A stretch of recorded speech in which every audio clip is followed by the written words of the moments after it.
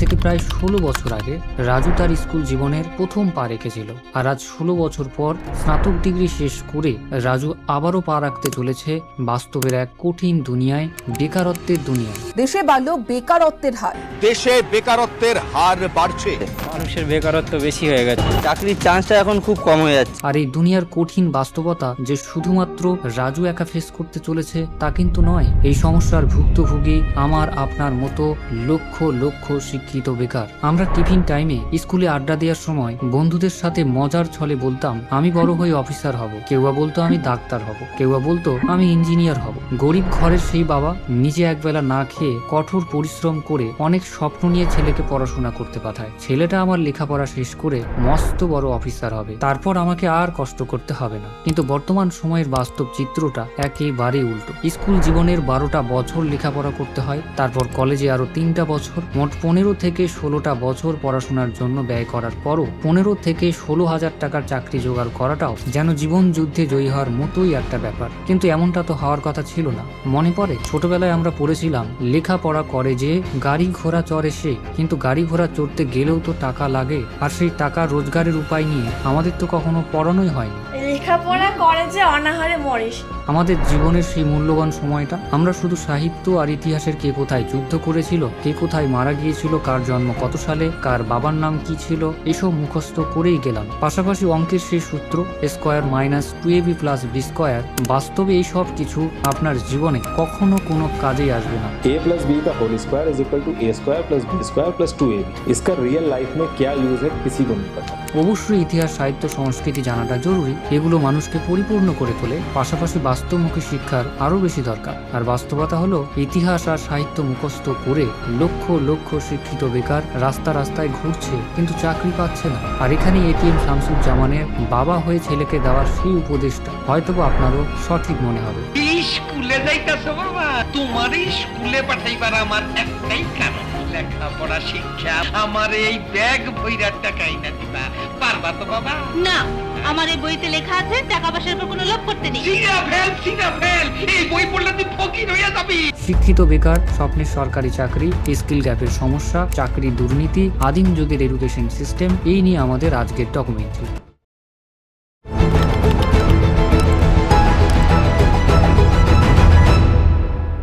ভারতবর্ষ বর্তমানে বিশ্বের বৃহত্তম যুবশক্তির দেশ, যেখানে জনসংখ্যার প্রায় 65% মানুষের বয়স 35 বছরের নিচে। তবে 2026 সালের জানুয়ারি মাসের তথ্য অনুযায়ী জাতীয় বেকারত্বের হার 5% মধ্যে ঘোরাফেরা করলেও 15 থেকে 29 বছর বয়সী যুবকদের মধ্যে এর হার অনেক বেশি উদ্বেগজনক। এদিকে আবার 25 থেকে 29 বছর বয়সীদের মধ্যে বেকারত্বের হার প্রায় 20%। 15 থেকে 25 বছর বয়সী গ্র্যাজুয়েটদের মধ্যেই বেকারত্বের হার আবার 40%।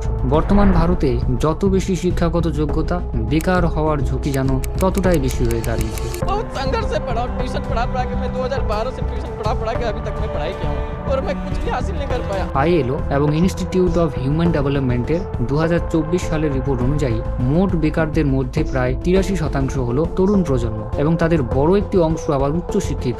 হাতে দামি ডিগ্রি, চোখে একরাশ স্বপ্ন, কিন্তু বাস্তবের মাটিতে পা রাখলেই দেখা যায় অন্য ছবি। 2025 সালের 21 এপ্রিল ইন্ডিয়া টুডের একটি নিউজ পোস্ট পাবলিশ করা হয়। রাজস্থানে 53,749টি পিয়ন পদের জন্য 24 লক্ষেরও বেশি প্রার্থী আবেদন করেন। আবেদনকারীদের মধ্যে পিএইচডি, এমবিএ, আইন ডিগ্রিধারীদের পাশাপাশি সিভিল সার্ভিস পরীক্ষার প্রস্তুতি নিচ্ছেন এমন প্রার্থীরাও এই পিয়ন পদের জন্য আবেদন করে। শুধু তাই নয়, দি ইকোনমিক টাইমসের নিউজ পোস্ট অনুযায়ী উত্তরপ্রদেশে পিয়ন পদের জন্য 93,000-এরও বেশি এমন প্রার্থী আবেদন করেন যাদের সবার শিক্ষাগত যোগ্যতা পিএইচডি ও স্নাতকোত্তর ডিগ্রিধারী। কিন্তু আশ্চর্যজনকভাবে এই চাকরির পদটি ছিল 5ম শ্রেণীর। যখন একটি সাধারণ পিয়ন পদের জন্য কয়েক হাজার বিটেক বা পিএইচডি ডিগ্রিধারী আবেদন করেন, তখন বোঝা যায় শিক্ষা ব্যবস্থা আর কর্মসংস্থানের মধ্যে ব্যবধানটা ঠিক কতটা চওড়া। বেকারত্বে যে শুধুমাত্র পকেটে টান ফেলে তা কিন্তু নয়, এটি মনের ভেতরেও ক্ষত সৃষ্টি করে। এখন কি করছো? আত্মীয় বা প্রতিবেশীর এই সাধারণ প্রশ্ন অনেক সময় বিষাক্ত তীরের মতো মনে হতে শুরু করে। তার মূল কারণ, সমাজে একজন বেকারের সামাজিক কোনো পরিচয় থাকে না। এর ফলে কাজ করে ডিপ্রেশন, হীনমন্যতা এবং শেষমেশ আত্মহত্যার মতো চরম পথও বেছে নেয় অনেকে।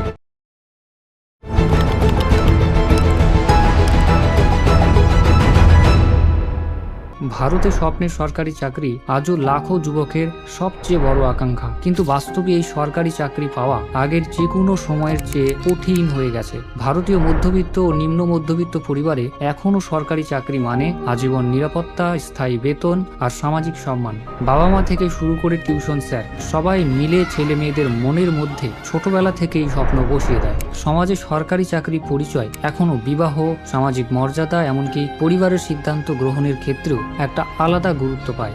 বেসরকারি সেক্টরের অনিশ্চিত চাকরি, কর্মী ছাঁটাই, কম স্যালারির অভিজ্ঞতা দেখে অনেক পরিবার আরো বেশি করে সরকারি চাকরিকেই একমাত্র নিরাপদ বলে ধরে নিচ্ছে। একটি অল ইন্ডিয়া পরীক্ষায় যেমন রেলওয়ে, এসএসসি, রাজ্য পাবলিক সার্ভিস কমিশন কয়েকশো বা কয়েক হাজার পদের বিপরীতে আবেদন আসে কয়েক লক্ষ থেকে কয়েক কোটি পর্যন্ত। প্রিলিমিনারি, মেইনস, ইন্টারভিউ এই 3 ধাপ পেরিয়ে শেষ পর্যন্ত 1 থেকে 2% প্রার্থীর নাম ফাইনাল লিস্টে উঠে আসে। বাকিরা ব্যর্থ হয়ে ধীরে ধীরে হতাশার দিকে চলে যায়। সরকারি চাকরির জন্য একবার নাম লেখালে অনেকের জীবন যেন থেমে যায়। দিনরাত শুধু প্রস্তুতি, mock test, coaching, notes, routine নিয়ে পড়ে থাকতে হয়। বড় শহরে কোচিং সেন্টারে ভর্তি হওয়া, paid test series, study materials সব মিলিয়ে বছরে কয়েক হাজার থেকে কয়েক লক্ষ টাকা পর্যন্ত খরচ হয়। অনেক যুবক যুবতী 5 থেকে 7 বছর ধরে টানা শুধু সরকারি চাকরির পড়াশোনা করেই যায়, কোনো বিকল্প স্কিল বা ক্যারিয়ার প্ল্যান তৈরি না করে। পরিবারও বিশ্বাস করে আরেকটা বছর চেষ্টা কর, এবার ঠিক হবে। ফলে বয়স, অর্থ, সম্পর্ক সব মিলিয়ে ধীরে ধীরে ক্ষয় হতে শুরু করে। বহু পরীক্ষার ক্ষেত্রে বিজ্ঞপ্তি প্রকাশ থেকে ফাইনাল অ্যাপয়েন্টমেন্ট পর্যন্ত সময় লাগে 2 থেকে 3 বছর বা তারও বেশি। এতে প্রার্থীরা বয়স সীমা আর মানসিক 2 দিক থেকেই ক্ষতিগ্রস্ত হয়। প্রশ্নপত্র ফাঁস, দুর্নীতি, ঘুষ, ভুয়ো মেধা তালিকার অভিযোগে অনেক পরীক্ষা আবার বাতিল হয়। কাউকে গ্রেপ্তার করা হয়, কিন্তু হাজার হাজার প্রার্থী আবার নতুন করে প্রস্তুতি শুরু করতে বাধ্য হয়। অনেক রাজ্যে দীর্ঘদিন ধরে ফাঁকা পড়ে থাকা সরকারি পদের বিজ্ঞপ্তি বছর বছর পিছিয়ে যায়, অথচ গ্রাউন্ড লেভেলে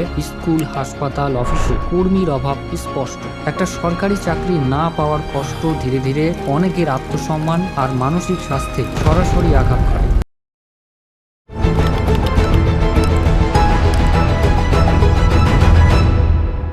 আজকে যুব সমাজের বড় একটি অংশ গ্র্যাজুয়েট বা পোস্ট গ্র্যাজুয়েট, কিন্তু তবুও তারা স্থায়ী কাজ পাচ্ছে না। কাগজে কলমে শিক্ষিত হলেও বাস্তবে ইন্ডাস্ট্রি যে ধরনের দক্ষতা চায়, communication, technical, practical, problem solving এর মতো স্কিল তাদের মধ্যে থাকে না। অনেক কোর্স এখনো পুরনো সিলেবাসেই আটকে আছে, যেখানে আধুনিক প্রযুক্তি, ডিজিটাল ইকোনমি, ইন্ডাস্ট্রি স্পেসিফিক স্কিলের উপস্থিতি খুবই কম। কলেজের প্রজেক্ট, প্র্যাকটিক্যাল, ইন্টার্নশিপ এসব অনেক সময় শুধু ফর্মালিটি, যার কারণে ছাত্রছাত্রী বাস্তব কাজের অভিজ্ঞতা ছাড়াই শুধু ডিগ্রি অর্জন করছে। বহু সাধারণ ডিগ্রি, বিএ, বিএসসি, বিকম ইত্যাদি কোর্সে সিলেবাস আপডেট হয় না বছরের পর বছর। ফলে ছাত্রছাত্রী পাশ করার পরও বর্তমান জব রিকোয়ারমেন্ট সম্পর্কে অন্ধকারে থাকে। অনেক কলেজে industry expert, guest lecture, live project, on job training এর ব্যবস্থা থাকে না বা খুবই সীমিত।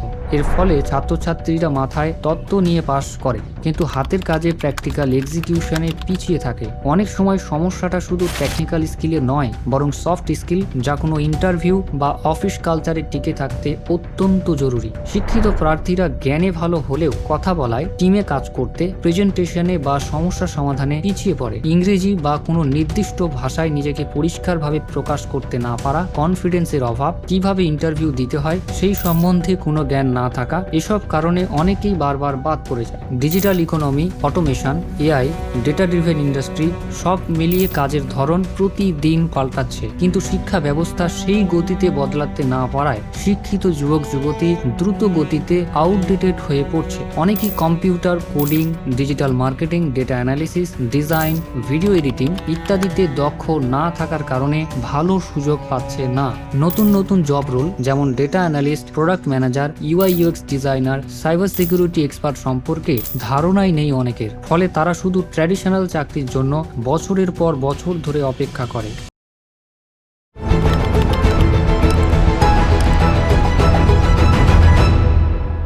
ভারতবর্ষের বর্তমান শিক্ষা ব্যবস্থার কাঠামো মূলত ব্রিটিশ আমলের লর্ড মেকেলে প্রবর্তিত নীতির উপর ভিত্তি করেই তৈরি, যার মূল লক্ষ্য ছিল কোম্পানির কাজের জন্য কেরানি বা অজ্ঞাবহ কর্মী তৈরি করা। আজকের ডিজিটাল যুগেও সেই একই মানসিকতা রয়ে গেছে। উদ্ভাবন বা সৃজনশীলতার বদলে আজও শুধু তথ্য মুখস্থ করার উপর জোর দেওয়া হয়। ছাত্রছাত্রীদের কিভাবে চিন্তা করতে হয় তা শেখানোর বদলে কি চিন্তা করতে হবে বা কি মুখস্থ করতে হবে তা শেখানো হচ্ছে। এর ফলে একজন ছাত্র 18 থেকে 20 বছর পড়াশোনা করার পরও স্বাধীনভাবে কোনো সিদ্ধান্ত নেওয়া বা কোনো নতুন উদ্যোগ শুরু করার সাহস পায় না। ছাত্রছাত্রীরা স্কুল জীবনে 10 থেকে 12টা বছর ধরে ইংরেজি গ্রামার পড়ে, অথচ 2 লাইন ইংরেজিতে কথা বলতে পারে না। 12 साल लगाने के बाद भी लोग इंग्लिश नहीं बोल पाते। ডিজিটাল ইকোনমির যুগে অনেক স্কুল কলেজে কম্পিউটার ল্যাব কেবল শোপিস হিসেবে রাখা থাকে। ছাত্রছাত্রীরা ইন্টারনেটের সঠিক ব্যবহার বা আধুনিক সফটওয়্যার শেখে না। এই থিওরিটিক্যাল শিক্ষার ফলে যখন একজন শিক্ষিত যুবক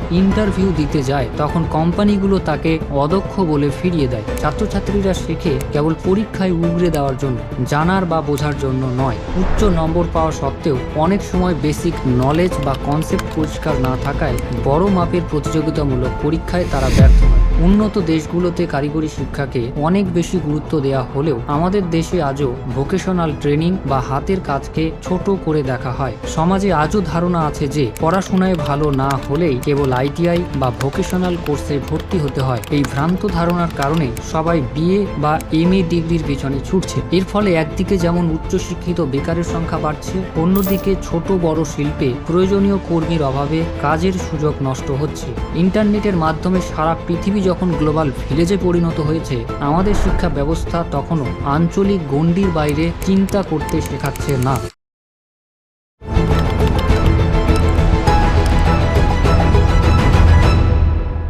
বেকারত্ব সমস্যার সমাধান কেবল কোনো জাদুর কাঠি দিয়ে সম্ভব নয়। এর জন্য প্রয়োজন বহুমুখী পরিকল্পনা এবং মানসিকতার পরিবর্তন। বেকারত্ব ঘোচানোর প্রথম পদক্ষেপ হলো আমাদের জরাজীর্ণ শিক্ষা ব্যবস্থাকে ঢেলে সাজানো। মুখস্থ বিদ্যার বদলে দক্ষতা বা স্কিলকে সবচেয়ে বেশি গুরুত্ব দিতে হবে।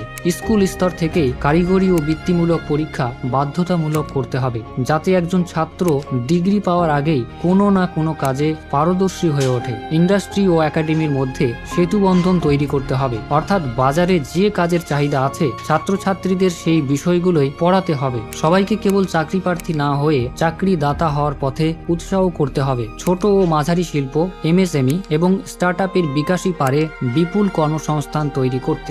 গ্রামীণ এলাকায় কৃষিভিত্তিক ক্ষুদ্র শিল্প এবং হস্তশিল্পকে আধুনিক প্রযুক্তির সাথে যুক্ত করে নতুন বাজার তৈরি করতে হবে। বর্তমান বিশ্ব গিগ ইকোনমির দিকে ঝুঁকছে, যেখানে নির্দিষ্ট অফিসের বাইরে অর্থাৎ ঘরে বসে সারা বিশ্বের সাথে কাজ করা সম্ভব। ফ্রিল্যান্সিং, কন্টেন্ট ক্রিয়েশন এবং রিমোট ওয়ার্কের মাধ্যমে যুব সমাজ যাতে আন্তর্জাতিক বাজার থেকে আয় করতে পারে, তার জন্য উচ্চ গতির ইন্টারনেট এবং প্রয়োজনীয় হার্ডওয়্যার সহজলভ্য করতে হবে। ডিজিটাল লিটারেসি বা ডিজিটাল সাক্ষরতা কেবল স্মার্টফোন চালানোয় সীমাবদ্ধ না রেখে স্মার্টফোনকে উপার্জনের হাতিয়ার হিসেবে ব্যবহার করার প্রশিক্ষণ দিতে হবে। সরকারি চাকরির মোহ থেকে যুব সমাজকে বের করে আনতে হলে যেমন বিকল্প পথ দেখাতে হবে, তেমনি সরকারি নিয়োগ প্রক্রিয়াকেও কলঙ্ক মুক্ত করতে হবে। নিয়োগের ক্ষেত্রে আধুনিক প্রযুক্তি ব্যবহার করে প্রশ্নপত্র ফাঁস রোধ এবং নির্দিষ্ট সময়ের মধ্যে নিয়োগ প্রক্রিয়া শেষ করার কড়া আইন করতে হবে। সরকারি শূন্য পদগুলো দ্রুত পূরণ করতে হবে, যাতে প্রশাসনিক কাজের গতি বাড়ে এবং যুব সমাজের মধ্যে রাষ্ট্রীয় ব্যবস্থার উপর আস্থা ফেরে। ভারতের বিশাল জনসংখ্যা আজও কৃষির উপর নির্ভরশীল, তাই কৃষিকে কেবল জীবন ধারণের উপায় না রেখে একে লাভজনক ব্যবসায় রূপান্তর করতে হবে। ফুড প্রসেসিং ইউনিট, আধুনিক কোল্ড স্টোরেজ এবং সরাসরি কৃষকের থেকে পণ্য কেনাবেচার ডিজিটাল প্ল্যাটফর্ম তৈরি করলে গ্রামে কয়েক লক্ষ কর্মসংস্থান সম্ভব। শিক্ষিত যুবকদের আধুনিক চাষবাস ও অর্গানিক ফার্মিংয়ে উৎসাহ করলে শহরমুখী অভিবাসন এবং বেকারত্বের চাপ কমবে। বেকারত্ব কেবল একটি পরিসংখ্যান নয়, এটি একটি হারানো সম্ভাবনা। যদি আমরা সঠিক শিক্ষা, স্বচ্ছ নিয়োগ ব্যবস্থা এবং সাহসের সাথে নতুন পথ বেছে নিতে পারি, তবে ভারতবর্ষের এই যুবশক্তি হবে আগামীর শ্রেষ্ঠ সম্পদ।